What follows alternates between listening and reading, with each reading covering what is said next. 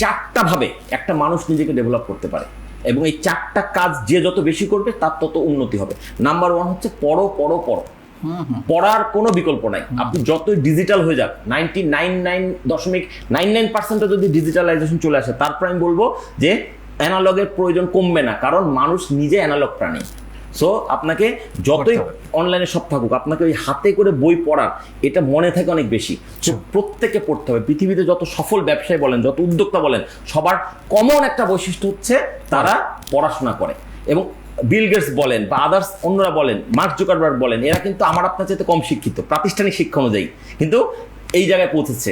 Bill Gates কি বলছে আমি প্রতি সপ্তাহে একটা করে বই পড়ি। মার্ক জুকারবার্গ কি বলছে? প্রতি 15 দিন একটা করে বই পড়ি। এবং এই বই পড়ার বিদ্যা দিয়ে আমরা যা অর্জন করি, যা অভিজ্ঞতা হয়, সেটাকে কাজে লেগে আমার প্রতিষ্ঠানকে এত বড় করেছি। সো পড়ার কোনো বিকল্প নাই। যদি আমি একটু ধর্মীয় পয়েন্ট অফ ভিউ থেকে বলি, পবিত্র কোরআনে 114টা সূরা আছে। সূরা ফাতিহা থেকে শুরু, নাসে গিয়ে শেষ। যেভাবে আমরা কোরআনটা মুখস্থ করে এখন কোরআনে হাফেজ হয়, এই সিরিয়ালে কিন্তু কোরআন নাজিল হয়নি। সূরা আগে পরে নাজিল হয়েছে। যদি আপনি কোরআনের ইতিহাসটা ঘেটে দেখেন, বা কোন কোন সূরা ইনকমপ্লিট রেখে আরেক সূরা 2 আয়াত নাজিল হয়েছে, এইভাবেই পরে এটাকে কম্পাইল করা হয়েছে। ঠিক আছে, একদম প্রথম হেরা গুহার যখন রাসূলুল্লাহর কাছে খবর এলো, জিবরাইল আলাইহিস সালাম বললেন যে আপনাকে আল্লাহ রাসূল নির্বাচিত করেছেন বা মনোনীত করেছেন, তখন প্রথম যে আয়াতটা বলেছিল তার প্রথম শব্দটি হচ্ছে ইকরা, পড়ো। আপনি একটু এইভাবে চিন্তা করেন যে জিবরাইল আলাইহিস সালাম আল্লাহর হুকুম প্রাপ্ত হয়ে রাসূলুল্লাহর কাছে এসে প্রথম শব্দটা উচ্চারণ করা পরে আল্লাহ তাআলা তার ডিসিশন চেঞ্জ করলেন। রূপক অর্থে ধরেন যে আমি আর মানুষকে হেদায়েত করব না, ততক্ষণে জিবরাইলের মুখ থেকে একটা শব্দ বেরিয়ে গেছে। এরপরে আল্লাহ বললেন স্টপ জিবরাইল। তাহলে পৃথিবীতে যদি আল্লাহ তাআলার কাছ থেকে মহামাধ্যমের মাধ্যমে একটা শব্দ এসে সব থেমে যেত, সেইটা হতো পড়ো। তাহলে পড়াটা কত গুরুত্বপূর্ণ, কিন্তু আমরা আজকাল পড়তে চাই না। সো আপনি উদ্যোক্তা বলেন, চাকরিজীবী বলেন, ব্যবসায়ী বলেন, বিক্রয় শিল্পী বলেন, সবার জন্য কমন আমার হচ্ছে পরামর্শ হচ্ছে পড়তে হবে। এটা হচ্ছে নিজের আত্ম উন্নয়নের প্রথম ধাপ। দ্বিতীয় ধাপটা হচ্ছে, আমি এটা সবসময় আমার ছেলে মেয়েদেরকে বলি যে প্রতিদিন অন্তত 1 পৃষ্ঠা পড়ো। অবশ্যই 10 মিনিট পড়ো। হ্যাঁ, একটা লাইন না, নতুন কিছু না শিখে তুমি খাইতে যেও না, ঘুমাইতে যেও না। প্রতিদিন একটা জিনিস শেখো। এটা রাসূলুল্লাহর হাদিসও তো এরকম আসছে, যদি তোমার আজকের দিনটি গতকালের চাইতে উত্তম না হয়, তাহলে তুমি তোমার দিনটা ভালো গেল না, এরকম টাইপের। আমি ঠিক হুবহু বলতে পারছি না, এরকম টাইপের একটা কথা। তো গতকালকের চাইতে আজকে ভালো হইতে হবে। ঠিক আছে, তো এই জিনিসটা আমাদের প্রত্যেকে মাথায় রাখতে হবে। 2 নম্বর যেটা দিয়ে আমরা উন্নতি করতে পারি সেটা হচ্ছে প্রশিক্ষণ গ্রহণ।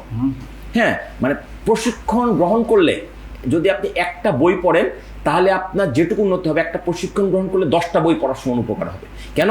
কারণ প্রশিক্ষক যেই হোক, দুনিয়ার সবচেয়ে খারাপ প্রশিক্ষকও প্রশিক্ষণ দিতে এসে খারাপ কথা বলে না, ভালো কথা বলে। তো তার কাছ থেকে আমি একটা পয়েন্টও নিতে পারি, ওই একটা পয়েন্টে আমাকে এগিয়ে দিতে পারে। ঠিক আছে, সো আমি বই পড়তে পারি, আমি প্রশিক্ষণ গ্রহণ করতে পারি। একটা বই পড়ার জীবনে টার্নিং পয়েন্ট হতে পারে। যদি 10টা বই পড়ার কাজ একটা প্রশিক্ষণ থেকে হতে পারে, কারণ প্রশিক্ষকরা অনেক কিছু জেনে বুঝে তার জিসটা নির্যাসটা তার স্থানে তুলে ধরে। তৃতীয় একটা পদ্ধতি নিজের আত্ম উন্নয়নে, সেটা হচ্ছে দেশ ভ্রমণ। আপনি যত ঘুরবেন তত আপনার জ্ঞান, গরিমা, ম্যাচুরিটি আসবে। ইভেন নিজের দেশটা তো বটেই। আমি তো বলবো যে আপনার প্রথম কাজ হওয়া উচিত ব্যবসা শুরু করার আগে 64 জেলায় গিয়ে 1 ট্রাক করে কাটায় আসা। বা এখন যারা এই ভিডিওটা দেখছেন তাদের কাছে আমি রিকোয়েস্ট করতে পারি যে আপনারা এখন তালিকা করেন যে কার কয়টা জেলা বাকি আছে, এবং শপথ নেন যে আগামী 3 মাস বা 6 মাসের মধ্যে আমি জেলাগুলোই একবার করে হলেও 1 রাত ওখানে কাটিয়ে আসবো। এর থেকে যে অভিজ্ঞতা হবে, এটা কিন্তু আবার এই 50টা বই পড়লে অভিজ্ঞতার সমান হবে। ঠিক আছে, ভ্রমণ আমাদেরকে জ্ঞান অর্জনের প্রশিক্ষণ এবং বই পড়ার চেয়ে তো গুরুত্বপূর্ণ ব্যাপার। ঠিক আছে, দেশের মধ্যে বটেই, সম্ভব হলে দেশের বাইরে। এবং জ্ঞান অর্জনের জন্য আপনি যত দূরে যাবেন আপনার জন্মভূমি বা অবস্থান স্থল থেকে, এবং যত বেশি দিন অবস্থান করবেন, আপনি তত বেশি জ্ঞানী হতে পারবেন। আমি একটু মজা করে বলি যে দেশের বাইরে গিয়ে যদি 100 দিন কেউ সার্ভাইভ করতে পারে, সেটা একটা প্র্যাকটিক্যাল পিএইচডি ডিগ্রি অর্জনের সমান। ঠিক আছে, কারণ আপনার তখন যেখানে আপনার ভাষাগত মিল নাই, খাদ্যগত মিল নাই, কালচারগত মিল নাই, নিয়মের আইন অন্যরকম, আপনি কিছু জানেন না, ওই জায়গায় যদি 100 দিন টিকে থাকতে পারেন, এটা একটা পিএইচডি ডিগ্রির চেয়ে তো কঠিন কাজ। সো আমাদেরকে সুযোগ পেলে ঘোরা উচিত, যার যা সাধ্য আছে। এবং আমি বলি না যে আপনাকে শুধুমাত্র ইংল্যান্ডে যেতে হবে, শুধুমাত্র আমেরিকাতে যেতে হবে, শুধু ইউরোপে যেতে হবে। ভাই, বাংলাদেশের চারিদিকেই তো ভারতের অনেকগুলো শহর আছে, তো ওখানে ঘুরে আসেন না যদি আপনার সুযোগ থাকে, সামর্থ্য থাকে। এমন অনেক জায়গা আছে আমাদের পার্শ্ববর্তী দেশে, যে বাংলাদেশের ওই কোন একটা জেলায় যাওয়ার চাইতে ওই জায়গায় গেলে আপনি অল্প খরচে ঘুরে আসতে পারবেন। নেন না, ফ্লেভার নেন না, কে কোথাকার মানুষ কেমন, জাতি কেমন, এগুলো আপনাকে সফল এবং করবে। অনেক আইডিয়া পাওয়া যায়। অনেক আইডিয়া পাওয়া যায় এবং আপনি ওইখানে গিয়ে বাস ধরতে ঠিক সময় যেতে হবে, ট্রেন ধরতে ঠিক মতো যেতে হবে, Discipline। আপনি ইচ্ছা মতো ঘুমাইতে পারবেন না, ইচ্ছা মতো বাড়িতে যেমন দেরি করে হলো নাস্তাটা টেবিলে রেডি থাকবে, মানে সেটা থাকবে না, সময়ের কাজ সময় করতে হবে। এর ফলে যে ডিসিপ্লিন হয় মানুষের জীবনে, সেটার মানে ব্যাখ্যা দিয়ে পাওয়া যায় না। Sure। ঠিক আছে। আর যদি কেউ স্পিরিচুয়ালি বাউন্সড হন, তাকে আমি বলি যে আপনি হজে চলে যান, এটা আপনার এক ধরনের ধর্মীয় কাজও হবে, পাশাপাশি আপনার ওখান থেকে এটা তো একটা ভ্রমণ, আমি এত দূর যাচ্ছি, ঠিক আছে, যেখানে সারা বিশ্বের মুসলমানরা যাচ্ছে, এটা একটা কাজ হতে পারে। আচ্ছা, তাহলে প্রথম বললাম বই পড়া, দ্বিতীয়টা বললাম আমি প্রশিক্ষণ গ্রহণ, তৃতীয়টা আমি বললাম ভ্রমণ, এবং চতুর্থটা হচ্ছে বন্ধু নির্বাচনে সতর্ক হন।